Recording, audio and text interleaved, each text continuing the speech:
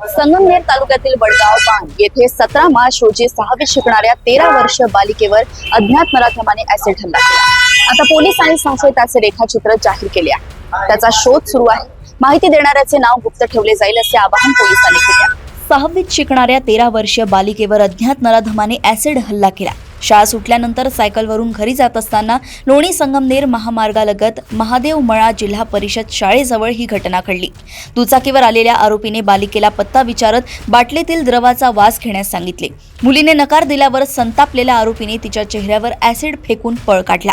या हल्ल्यात तिच्या चेहऱ्याच्या उजव्या बाजूस डोळ्यापासून गालापर्यंत जखम झाली। जखमी अवस्थेत ती जवळील वस्तीवर पोहोचली। मनीषा गुंजाळ, सविता निघुते आणि सतीश गुंजाळ यांनी तातडीने मदत करत उपचारासाठी रुग्णालयात दाखल केले।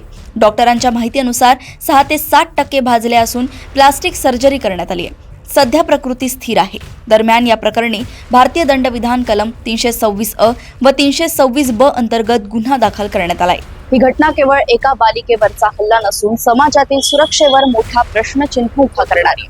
आता सर्वांचं लक्ष एका प्रश्नावर खिळले आहे की हा नराधम कधी आणि कसा सापडणार। अशाच घडामोडी व अपडेट्स मी ऐश्वर्या आपल्यापर्यंत घेऊन येत राहील। तोपर्यंत बघत राहा देशोन्नती। नमस्कार।